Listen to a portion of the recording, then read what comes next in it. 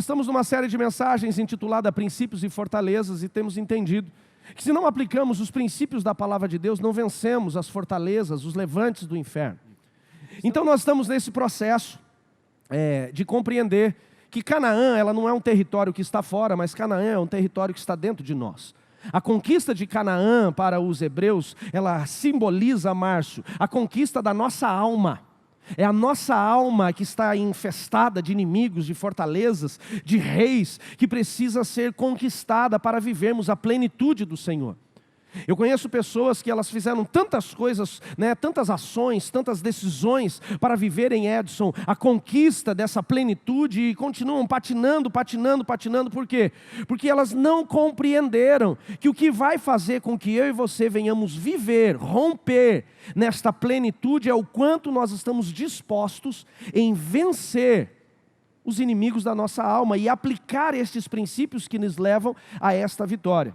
Então, resumindo, para a gente começar logo e compreender o que Deus tem a ministrar aos nossos corações, durante todas as semanas dessa série, que já passaram, são 4, 5 semanas que nós já conversamos, nós entendemos que os inimigos da nossa alma são divididos em 3 elementos. São as fortalezas, são os gigantes e são os reis, que respectivamente eles representam as estruturas pecaminosas que construímos em nossa alma.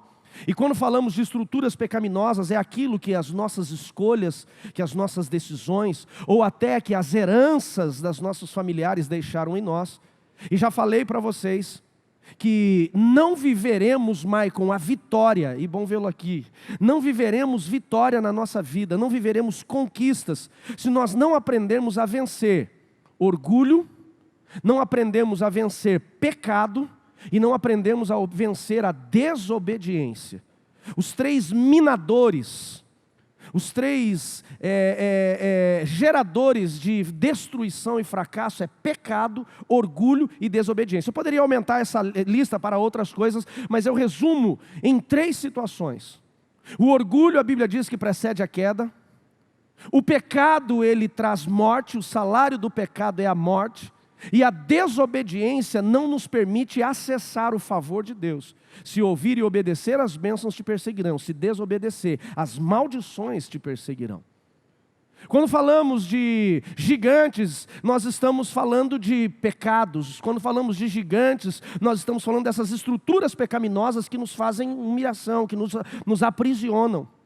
Quando falamos de fortalezas, nós estamos falando de traumas e feridas. Existem pessoas que elas não conseguiram ainda, Lula, ter a sua plenitude, a sua vitória, porque elas ainda estão presas nos traumas, na traição, na humilhação, na rejeição, no abuso. E elas estão presas lá atrás e elas nunca vencem.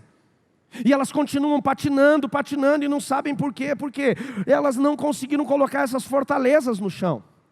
E os reis fala de orgulho, fala de soberba, e já falei que a soberba ela é destrutiva. Ela é tão destrutiva que a Bíblia diz que Deus chega a resistir o soberbo, o orgulho.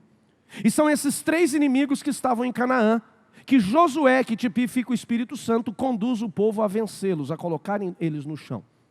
E para que eles pudessem vencer, nós aprendemos, Fábio, durante essas semanas, que existem alguns princípios. O primeiro princípio para você poder vencer esses inimigos da sua alma, esses invasores da sua alma, é a meditação, a vida com Deus. Enquanto não aprendermos a desenvolver uma vida de relacionamento diário com a palavra de Deus, para recebermos a direção de Deus para as nossas vidas, não venceremos. E aprendemos aqui que 85% dos cristãos evangélicos no mundo não têm o hábito de ler a Bíblia diariamente. Talvez por conta disso que vivemos tantos fracassos. É mais fácil você fazer uma campanha de 7 semanas, ou você acha que é mais fácil, do que você ter um relacionamento diário com a Bíblia, com a palavra de Deus e com aquilo que Deus vai ministrar na sua vida. O segundo princípio é quando Josué envia os espias para fazer um diagnóstico da terra. É quando nós estamos decididos de fato conquistar esta alma para o Senhor, deixar Deus invadir a nossa vida, nos levar a esta vida de plenitude, e então nós decidimos viver o mapeamento. O mapeamento ele não é uma regra da igreja, não é uma diretriz da igreja, é um princípio bíblico. É quando nós vamos ter o diagnóstico de onde nós estamos fracassando, onde nós estamos falhando, onde nós estamos debilitados. É no mapeamento que nós vamos muitas vezes reconhecer quem são de fato os inimigos. Vamos entender, vamos reconhecer os gigantes, o pecado que ali está. Reconhecer os traumas, as feridas, onde foi gerado, é quando a gente faz uma avaliação plena desta alma. Na semana passada nós compreendemos que depois que eles diagnosticaram a terra, que eles mapearam a terra, então Josué decidiu e falou: vamos, atravessamos o Rio Jordão. E eles então se levantam para viver o processo da mudança. É quando existe uma decisão de mudar. E nós aprendemos aqui que para vivermos essa mudança, o primeiro passo para ela é descer. Tem que descer para o Jordão, tem que descer para o nível do mar. E o descer é o processo da humildade. Ou você é humilde ou você é humilhado. Forte isso, né? Ou você decide ser humilde ou você vai passar pelo processo, pelo vale da humilhação. Mas vai ter que descer, não tem como. E quando eles vivem esse processo do descer, eles começam a viver esse processo da mudança. Eles saem do território do deserto e começam agora a adentrar na terra da promessa. Eles começam de fato conquistar. Preste atenção que nós já estamos no terceiro princípio para essa conquista da alma, para vencer, para ter a plenitude. E só aqui que a gente começa a ver a mudança. Não haverá mudança sem antes você ter vida com Deus através da devocional da palavra do Senhor, sem você decidir entender quais são os seus inimigos, sem você decidir viver este processo da humildade, passar pelo caminho do processo da humilhação.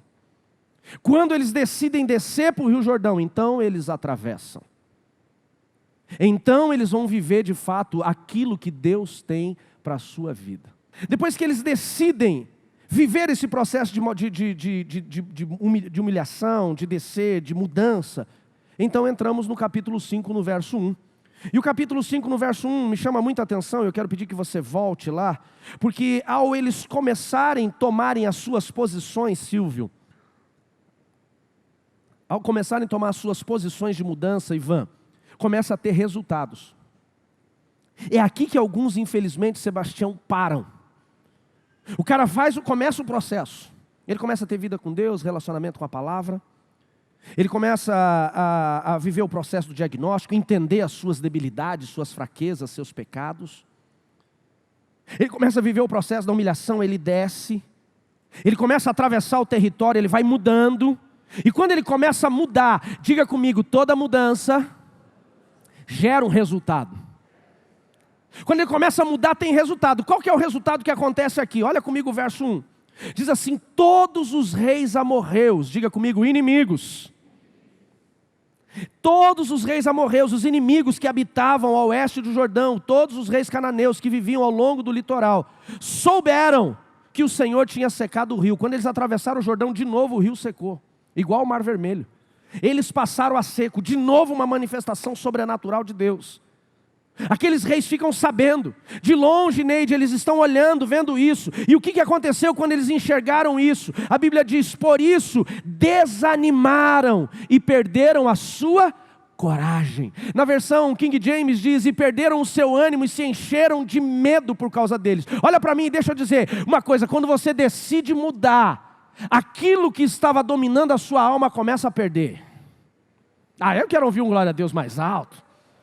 Quando você começa a viver o processo, vida com Deus, quando você entende o diagnóstico, quando você começa a descer o caminho da humilhação, quando você decide, eu vou mudar, eu vou largar esse negócio, eu vou largar esse pecado, eu não vou viver mais isso. Quando você decide isso, entenda algo, amados, aquilo que te dominava, os gigantes, as fortalezas, os reis, eles começam a derreter. Dá uma glória a Deus por isso. Você começa a ter força. Porque onde existe arrependimento, meu irmão, ali não vai existir pecado. O pecado começa a perder a força em você. Quando você começa a mudar aquilo que dominava, aquela imoralidade, aquela mentira, aquela maledicência, aquilo começa a perder e você começa a sentir vergonha daquilo que você fazia no passado. Você fala: essa vida não é para mim. O orgulho, ele começa a dar lugar a uma vida de humildade diante do Senhor, de quebrantamento diante do Senhor. Só que aqui, Ivan, é o grande erro que acontece de algumas pessoas, Fernando. Quando o cara vive este processo, André, e ele começa a ver que os inimigos estão se rendendo, ele para o processo no meio do caminho. Ele acha que a primeira batalha vencida é a vitória da guerra. E aí o cara desiste do processo de mapeamento no meio do caminho. Ele começa a deixar de fazer sua vida devocional diária. E quando ele começa, Márcio, viver este processo, ao invés dele continuar descendo, ele começa a subir, ele vai começando a ser orgulhoso. E ele se distancia de novo da sua vitória. Aqui o texto diz que naquela ocasião, quando os inimigos começam a derreter o coração, quando eles começam a ter medo, quando eles desanimam, quando o pecado perdeu a força, é aí que ele toma uma posição. O inimigo está derretido agora, ele está desanimado, ele falou, então vamos continuar. E qual que é o processo? Ele falou para a gente poder vencer, vamos fazer a circuncisão. Fala comigo, circuncisão.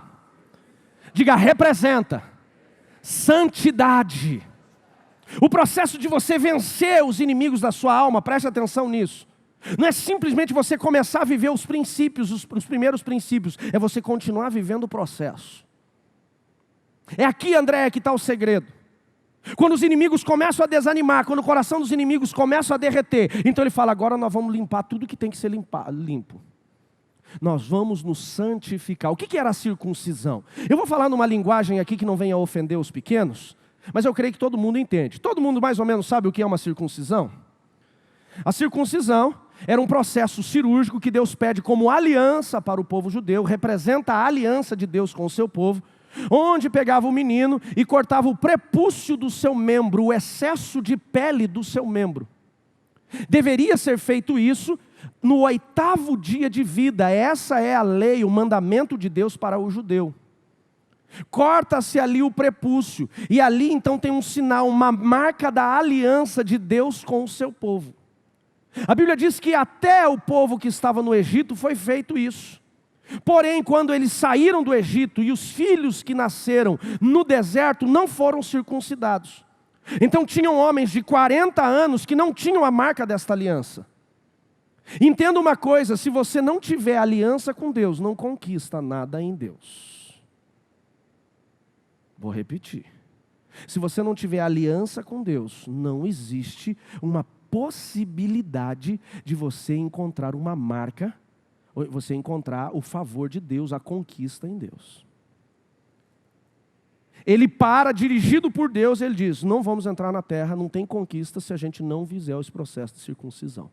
Por que a circuncisão ela é importante quando nós começamos a avaliar todo este processo da palavra de Deus? Por que ela é importante?